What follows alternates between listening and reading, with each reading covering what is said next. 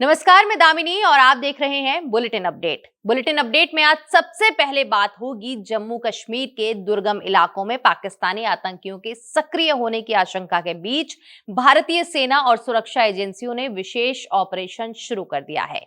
इसके साथ ही बात करेंगे एक अहम राजनीतिक और सामाजिक मुद्दे पर जो कर्नाटक से उठकर राष्ट्रीय स्तर पर सुर्खियों में है। तो वहीं महाराष्ट्र की सियासत एक बार फिर गर्माती नजर आ रही है। बीएमसी के चुनाव को लेकर सत्तारूढ़ महायुति गठबंधन के बीच सीट बंटवारे की प्रक्रिया अपने आखिरी चरण में पहुंच चुकी है। इसी बीच भारत पाक तनाव और सीज फायर को लेकर अब पाकिस्तान खुद ही अपने झूठ में फंसता दिखाई दे रहा है। पाकिस्तान के विदेश मंत्री इशाक डार ने ऐसा बयान दिया है जो इस बात के सबूत हैं। और देखिए, India versus New Zealand ODI series 2026 को लेकर टीम इंडिया के संभावित स्क्वाड क्या हो सकती है, जिस पर खेल जगत में चर्चा तेज हो गई है। इन सभी पर चर्चा करने से पहले एक नजर आज की हेडलाइंस पर। उस्मान हादी के हत्यारे भागे भारत, बांग्लादेश पुलिस का नया दावा, कहा मेघालय में 2 संदिग्ध गिरफ्तार। समंदर में घेर कर मारने की तैयारी, स्ट्रिंग ऑफ पर्ल्स के खिलाफ इंडो पैसिफिक में भारत की नई रणनीति तैयार। अरावली डिस्प्यूट पर सुप्रीम कोर्ट की सख्ती, पर्यावरण प्रोटेक्शन पर बड़ा सवाल, सोमवार को 3 जजों की बेंच इस मुद्दे पर करेगी सुनवाई। वाराणसी में कोडेन युक्त कफ सिरप तस्करी का बड़ा खुलासा, 23 करोड़ के फर्जी लेन देन में 5 की हुई गिरफ्तारी। तस्करी का नेटवर्क बिहार, पश्चिम बंगाल और बांग्लादेश तक फैला था। चंडीगढ़ में भाजपा ने दी हरकतों से बाज आने की नसीहत, आम आदमी पार्टी ने किया पलटवार। विजयपाल सिंह बोले, घोटालों से ध्यान भटका रही है भाजपा, लोकतंत्र बचाना हमारी जिम्मेदारी। राजनीति में एंट्री की मांग तेज, जेडीयू समर्थकों का पटना में भूख हड़ताल, बिहार की सियासत में हलचल। और अब खबरें विस्तार से। जम्मू के डोडा और किश्तवाड़ जिलों में पाकिस्तानी आतंकियों की सक्रियता के चलते भारतीय सेना और सुरक्षा बलों ने 200 से अधिक गांवों और जंगलों में विशेष अभियान शुरू कर दिया है। ठंड और बर्फबारी के बावजूद आतंकियों के छिपने की आशंका के कारण तलाशी और निगरानी तेज हो गई है। देखिए पूरी रिपोर्ट।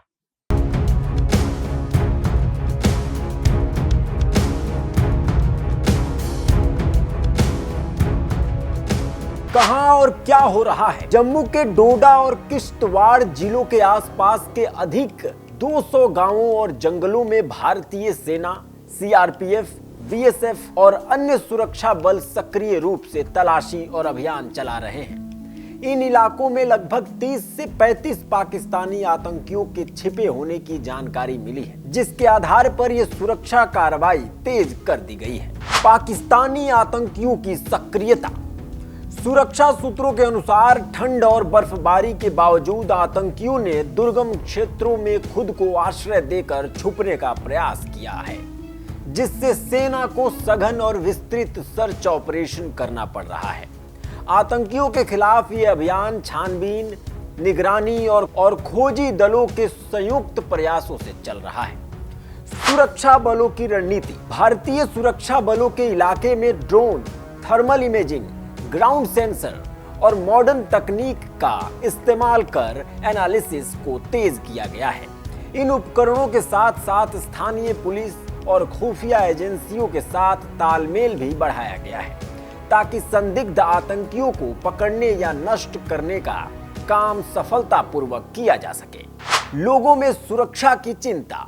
स्थानीय ग्रामीण इलाकों में ये खबर आते ही लोगों में चिंता और अनिश्चितता देखने को मिल रही है, क्योंकि आतंकियों की सक्रियता से सुरक्षा जोखिम बढ़ने लगा है।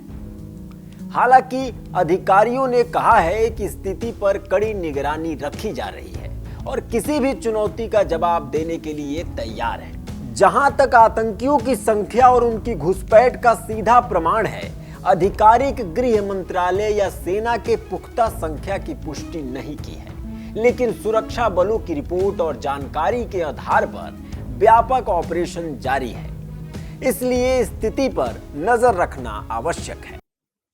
वहीं बेंगलुरु के कोगिल गांव में कर्नाटक सरकार ने बुलडोजर अभियान के तहत करीब 400 घर ध्वस्त किए, जिससे कई परिवार बेघर हो गए। कांग्रेस ने इस कार्रवाई पर गंभीर चिंता जताई है और प्रभावितों के लिए पुनर्वास की बात कही। देखिए क्या कुछ हुआ इस रिपोर्ट में। 22 दिसंबर की सुबह कोगिल के फकीर कॉलोनी और वसीम लो आउट में कर्नाटक सरकार की ओर से चलाए गए बुलडोजर अभियान में लगभग 200 अवैध ढांचे ध्वस्त कर दिए गए, जिसमें करीब 400 परिवारों के घर तोड़े गए और लोग बेघर हो गए। ये कार्रवाई सुबह लगभग 4 बजे से की गई थी। इस कार्रवाई को Bengaluru solid waste management limited यानी BSWML ने अंजाम दिया, जिसमें 4 ICB मशीनें और 150 से अधिक सुरक्षा कर्मी शामिल थे।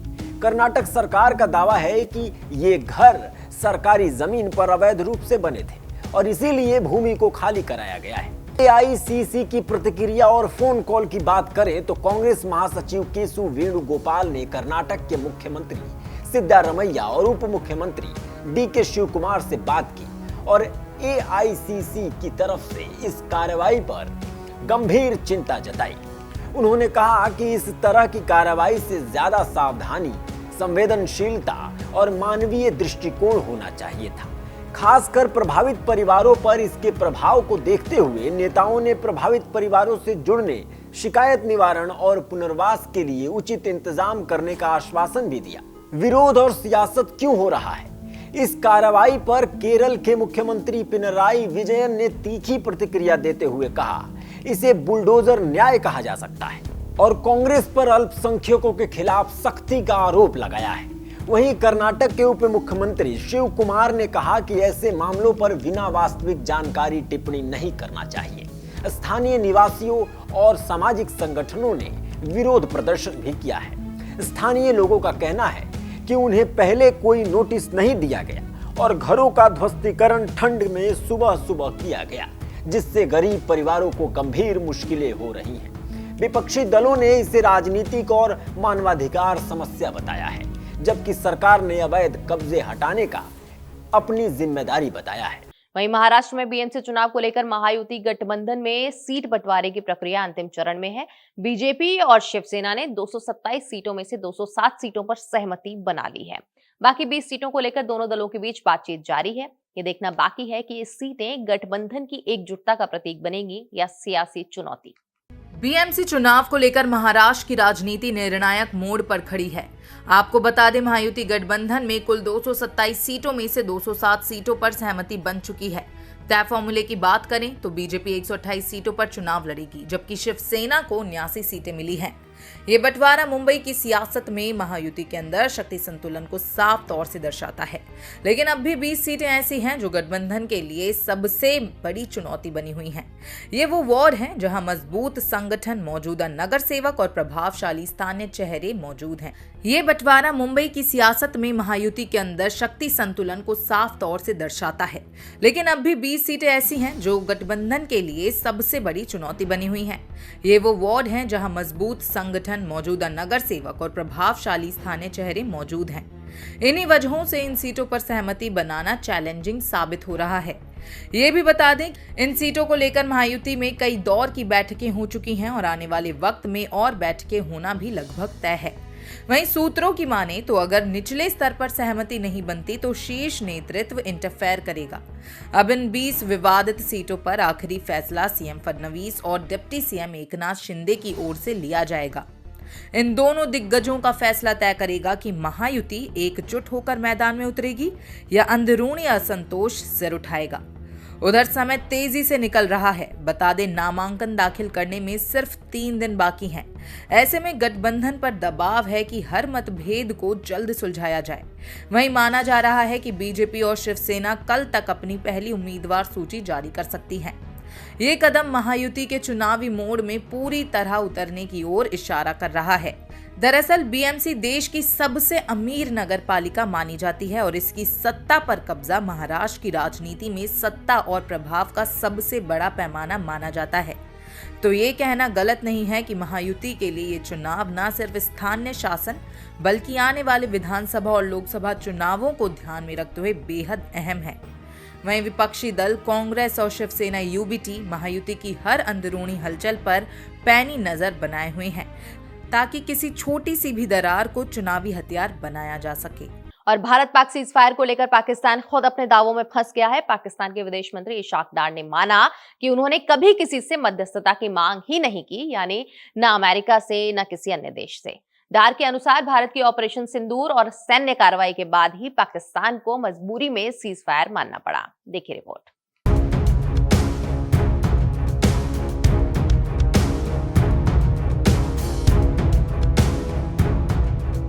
2021 से लेकर अब तक 4000 हमारे जवान, हमारे फौजी अफसर शहीद हो चुके हैं।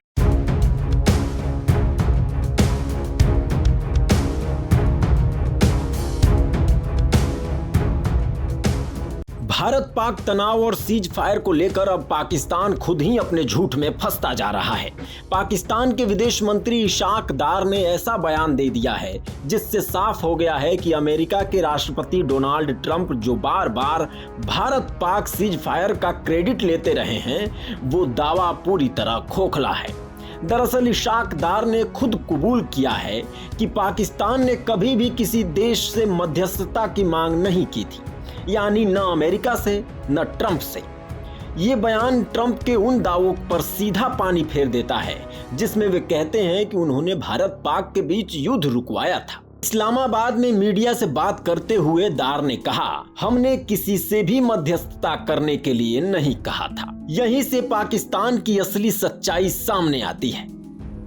तो उसका अल्हम्दुलिल्लाह वो एक बहुत अच्छा, एक बहुत पॉजिटिव जो जा रहा था, लेकिन दूसरी तरफ जो एक ही हमारी रिक्वेस्ट है और एक ही आस्क है, उस पे हमें कोई बेहतरी की बजाय उसमें डिक्लाइन नजर आ रहा है। उसमें कोई बेहतरी नहीं आ रही। 2021 से लेके अब तक 4000 हमारे जवान, हमारे फौजी अफसर शहीद हो चुके हैं, 20,000 से ज्यादा जख्मी हो चुके हैं। तो ये तो सस्टेनेबल नहीं है कि हम अच्छी चीजें करते जाएं और दूसरी तरफ से उन्होंने ये मुझे जरूर कहा जब मुत्तकी साहब ने मुझसे बात की कि आप या आपका कोई डेलीगेशन आके देखे, हमने कई पहले दार कहते हैं कि किसी से मदद नहीं मांगी, फिर वही मानते हैं कि भारत की कार्रवाई के बाद पाकिस्तान को भारी नुकसान हुआ और मजबूरी में सीज फायर की बात करनी पड़ी। दार पहले भी ये मान चुके हैं कि ऑपरेशन सिंदूर के दौरान पाकिस्तान को इतना नुकसान हुआ कि हथियार छोड़कर संघर्ष विराम ही एक रास्ता बचा था। यानी साफ है कि ये शांति किसी दबाव या मध्यस्थता से नहीं, बल्कि भारत की ताकत और जवाबी कार्रवाई की वजह से हुई। सबसे दिलचस्प बात तब सामने आई जब दार ने खुद बताया कि उन्होंने अमेरिकी विदेश मंत्री मार्को रूबियो से बात की थी। रूबियो ने साफ कहा था कि भारत हमेशा से यही कहता आया है कि वो मामला पूरी तरह द्विपक्षीय है और इसमें किसी तीसरे की जरूरत नहीं है। यानी भारत ने न पहले कभी मध्यस्थता मांगी, न आज मानता है। दार ने यह भी बताया कि उन्हें फोन आया था कि भारत सीज फायर के लिए तैयार है। इसका मतलब साफ है कि भारत ने ताकत दिखाने के बाद अपनी शर्तों पर हालातों को काबू किया। पहलगाम आतंकी हमले के बाद जब भारत ने ऑपरेशन सिंदूर शुरू किया तो भारतीय सेनाओं ने पाकिस्तान को ऐसा करारा जवाब दिया कि उसने कई एयरबेस तबाह हो गए। नूर खान, सारगोधा जैसे ठिकानों को भारी नुकसान पहुंचा। यहां तक कि पाकिस्तान वायुसेना ने अहम सिस्टम भी भारतीय मिसाइल से नहीं बचे थे। नूर खान, रहीम यार खान, मुरीद के भोलारी, सरगोधा जैसे ठिकानों को भारी नुकसान पहुंचा। यहाँ तक कि पाकिस्तानी वायुसेना के अहम सिस्टम भी भारतीय मिसाइलों से नहीं बच सके।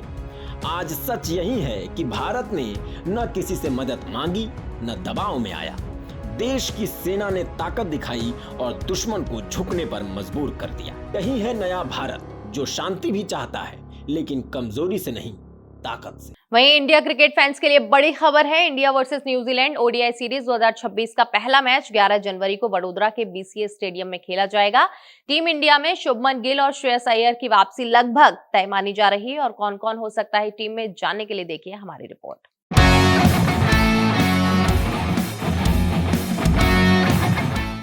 इंडियन क्रिकेट फैंस के लिए बड़ी खबर सामने आ रही है। India versus New Zealand ODI series 2026 को लेकर टीम इंडिया के संभावित स्क्वाड पर चर्चा तेज हो गई है। माना जा रहा है कि बीसीसीआई जनवरी के पहले हफ्ते में टीम का ऐलान कर सकती है और इस बार कुछ बड़े और चौंकाने वाले बदलाव देखने को मिल सकता है। सबसे बड़ी खुशखबरी ये है कि शुभमन गिल और श्रेयस अय्यर टीम में वापसी लगभग तय मानी जा रही है। गिल चोट से उबर चुके हैं, विजय हजारे ट्रॉफी में बैटिंग प्रैक्टिस शुरू कर दी है। वहीं अय्यर भी रिहैब के बाद सीओ में लगातार अभ्यास कर रहे हैं और फिट नजर आ रहे हैं। लेकिन वापसी के बाद कुछ खिलाड़ियों के लिए रास्ता मुश्किल हो सकता है। टीम में पहले से केएल राहुल और ऋषभ पंत जैसे 2 विकेट कीपर मौजूद हैं, ऐसे में ध्रुव और तिलक वर्मा को मौका मिलना कठिन दिख रहा है। हालांकि ईशान किशन और देवदत्त पैडिकल ने घरेलू क्रिकेट में शानदार प्रदर्शन किया है। किशन ने तेज शतक लगाया है और पैडिकल लगातार 2 शतक जड़ चुके हैं। फिलहाल ओडीआई टीम में उनकी एंट्री मुश्किल मानी जा रही है। वर्कलोड मैनेजमेंट को देखते हुए हार्दिक पांड्या और जसप्रीत बुमराह को इस सीरीज में आराम दिया जा सकता है ताकि वे आने वाले बड़े टूर्नामेंट के लिए पूरी तरह फिट रहें। अक्षर पटेल के चयन पर भी सवाल है, जबकि रविंद्र जडेजा को एक आखिरी मौका मिल सकता है। India versus New Zealand ODI series का पहला मैच 11 जनवरी को वडोदरा में बीसीए स्टेडियम में खेला जाएगा। अब सभी की नजरें बीसीसीआई के आधिकारिक ऐलान पर टिकी हैं। देखना दिलचस्प होगा कि टीम इंडिया किन खिलाड़ियों के साथ मैदान में उतरती है और कौन कौन से नए चेहरे देश के लिए खेलने का मौका पाते हैं। देश को उम्मीद है टीम इंडिया एक बार फिर दमदार प्रदर्शन कर तिरंगा ऊंचा करेगी। संकेतों के मुताबिक संभावित टीम कुछ इस तरह हो सकती है, आप भी देखिए।